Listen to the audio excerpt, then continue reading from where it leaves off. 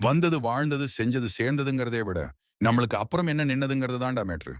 இது தமிழ் சினிமால பேமஸான டயலாக். இது யாருக்கு பொருந்துதோ இல்லையோ நம்ம மகாபாரத கர்ணனுக்கு பக்காவா பொருந்தும். ஏன் கர்ணனின் வீரத்தை யுகங்கள் கடந்தும் பேசுகிறார்கள் தெரியுமா?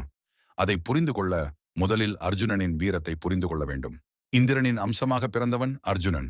அக்னி தேவனின் பசியை தீர்த்து தேரையும் வருண பகவானிடமிருந்து காண்டீபத்தையும் பெற்றவன். சிவபெருமானையே வியக்க வைத்த திறமைக்காரன். பாசுபதாஸ்திரம் பெற்ற வீரன். இரவில் கூட இலக்கை துல்லியமாக தாக்கும் திறமை கொண்டவன். ஒரே முறையில் 500 அம்புகளை 2 மைல் தூரத்திற்கு விடும் வல்லமை பெற்றவன். குருக்ஷேத்திரத்தில் இரு அக்ரோனி சேனையை வென்று அதிரதன் பட்டம் பெற்றவன். இப்பேற்பட்ட அர்ஜுனனை துச்சமாக எண்ணி தீமை என்று தெரிந்தும் செஞ்சோற்று கடனுக்காக துரியனின் பக்கம் நின்று அவன் மேல கை வைக்கணும்னா என்ன தாண்டி தொடுங்கன்னு கர்ஜித்தவன் கர்ணன். கற்ற வித்தைகள் மறந்த நிலையிலும் விதியை முடிக்க தான் பெற்ற அத்துணை சாபங்களும் ஒன்று சூழ்ந்த நிலையிலும் திரேதா யுகத்திலிருந்து சிரஞ்சீவி அனுமனும் துவாபர யுகத்தில் 3 உலகங்களையும் ஆளும் கிருஷ்ண பரமாத்மாவும் தன் எதிரிக்கு பக்க பலமாய் நிற்க கவசம் இன்றி தெய்வீக அஸ்திரங்கள் எல்லாம் மறந்த நிலையில் இருந்தும் கூட அர்ஜுனனால் கர்ணனுக்கு சரிசமமாக மட்டுமே போட்டியிட முடிந்தது.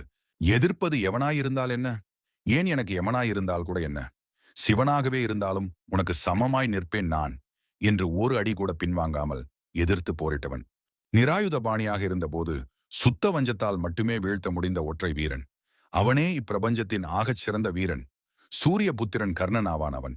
போர் படை 1000 இவன் பேரின்றி முடியாதே. விழுந்தவர் 1000 இறுதியில் கண்ட முகம்தானே அது கர்ணனே.